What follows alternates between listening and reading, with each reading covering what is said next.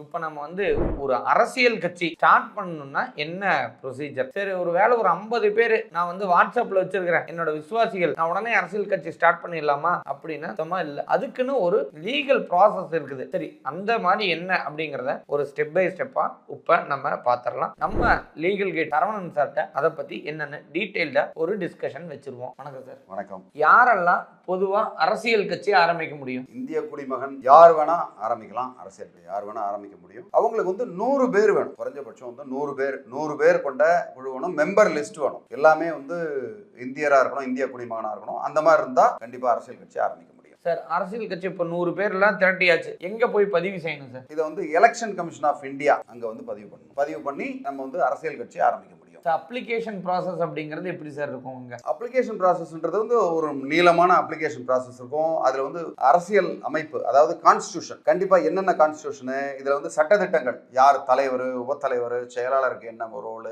தொண்டர்களுக்கு என்ன ரோல், பணம் எங்க இருந்து வரும், பணத்தை எப்படி செலவழிக்க போறீங்க அப்படின்ற விஷயங்கள், இவங்க கொள்கைகள் எல்லாத்தையும் வரையறுத்து அதை வந்து ஒரு கான்ஸ்டிடியூஷன் வந்து ரெடி பண்ணணும். ரெடி பண்ணீங்கன்னா கண்டிப்பா அதுல வந்து அரசியல் கட்சி ஆரம்பிக்க முடியும். ஒரு பார்ட்டியோட கான்ஸ்டிடியூஷன் அப்படின்னா முதல்ல நம்ம எதை எடுத்துக்கலாம்? அது கான்ஸ்டிடியூஷன்ன்றது வந்து அதுல உள்ள இருக்கிற மெம்பரோட உரிமை, தலைவரோட உரிமைகள், ஓகே, செயலாளர், அந்த மாதிரி பொதுச் செயலாளர். ஒரு கட்சியில பாத்தீங்கன்னா தலைவர் பவர் அதிகமா இருக்கும். ஒரு சில கட்சியில வந்து பொதுச் செயலாளர் பதவி வந்து அதிகமான அளவு ஒரு பவர்ஸ் இருக்கும். கட்சியில உள்ள ஒரு ஆளை நீக்கிறது, உள்ள சேர்க்கறது, இந்த மாதிரி பவர்ஸ் இருக்கும். ஸோ இதை பேஸ் பண்ணி தான் நம்ம வந்து ஒரு அரசியல் கட்சியை நடக்கும். அதனால இதெல்லாம் இந்த சட்டத்திட்டத்தெல்லாம் வந்து கண்டிப்பா எடுத்து அதை வந்து ரெஜிஸ்டர் பண்ணி நம்ம எலெக்ஷன் கமிஷனுக்கு ஆஃப் இந்தியாவுக்கு எடுத்துட்டு போனீங்கன்னா கண்டிப்பா ஒரு அரசியல் கட்சி தொடங்கிடலாம். சரி, இப்போ ஒரு பார்ட்டி நேம் வந்து டிசைட் பண்றோம் சார். ஒரு ஃபெமிலியரான ஒரு நேமை வச்சு நான் டிசைட் பண்ணா ஈஸியா ரீச் ஆகும்னு வைக்கிறேன். ஆனா அது ரிஜெக்ட் பண்றதுக்கான வாய்ப்பு இருக்குதா? நிறைய வாய்ப்பு. இப்ப தமிழக வெற்றி கழகம்னு இருக்கு. அதே மாதிரி நீங்க தமிழ் வெற்றி கழகம் அப்படின்னா போட முடியாது. ஓகே, தமிழ்நாடு வெற்றி கழகம் அப்படின்னாலும் கொடுக்க மாட்டாங்க. சோ இதெல்லாம் சிமிலரான பேரு. ஓகே, திராவிட முன்னேற்ற கழகம்னு இருக்கு. அதே மாதிரி திராவிட முற்போக்கு கழகம், எதையாவது அது மாதிரி கிட்டத்தட்ட சிமிலரா இருந்தா கொடுக்க மாட்டாங்க. ஒரே மாதிரி தெரியும், அது டூப்ளிகேட் மாதிரி தெரியும். அது மாதிரி டூப்ளிகேட் மாதிரி தெரிகிற கட்சிகள்லாம் வந்து அங்கீகாரம் கிடைக்காது.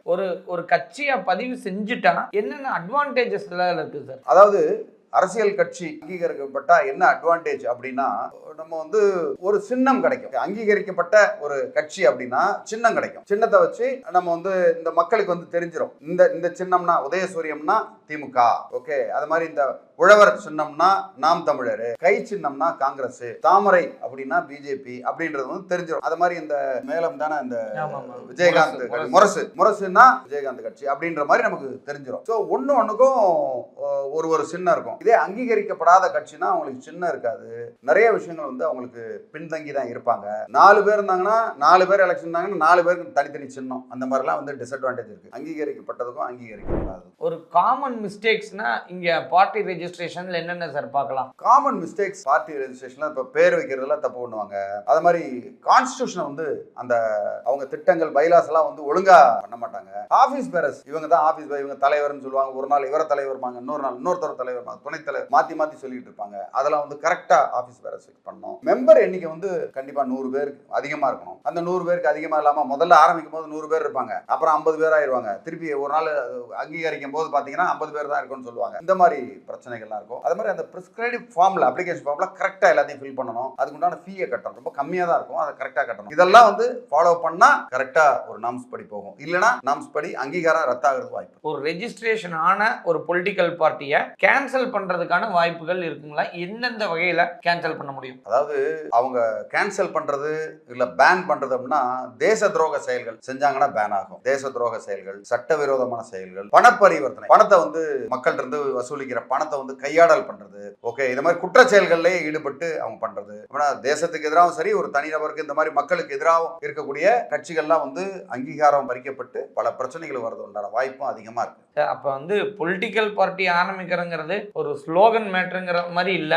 ஆமா, ஒரு டாக்குமெண்டேஷன் ப்ரொசீஜர் அப்படின்னு எடுத்துக்கலாங்களா சார்? இல்ல, அதாவது ஒரு கொள்கையை வச்சுக்கணும், அந்த கொள்கையை கரெக்டா வரையறுத்துக்கணும், அதுல யார் மெம்பர்னு பாத்துக்கணும், மக்களுக்கு இதனால என்ன பலன்னு பார்க்கணும். அதுக்கப்புறமா நீங்க வந்து இந்த அரசியல் கட்சிக்குள்ள உண்டான சேவைகளை செஞ்சா நலம். அதை விட்டுட்டு என்னன்னே தெரியாம அரசியலுக்குள்ள குதிக்கிறேன், நானும் முதலமைச்சராக போறேன் அப்படின்னு குதிச்சா இதெல்லாம் தான் பிரச்சனை வரும். மேலும் உங்களுக்கு வேற ஏதாவது இதுல நிறைய சந்தேகங்கள் இருக்குது. ஒரு பெரிய சப்ஜெக்ட், அந்த பெரிய சப்ஜெக்டை வெறும் 5 நிமிஷத்துல நிறுத்த முடியாது. அதனால அரசியல் கட்சி ஆரம்பிக்கணும்னு நினைக்கிறீங்களா, இல்ல பெரிய காம்படிஷன் ஆகும்னு நினைக்கிறீங்களா? தாராளமா எனக்கு கமெண்ட் பண்ணுங்க, இல்ல பர்சனலா எனக்கு மெசேஜ் அனுப்புங்க.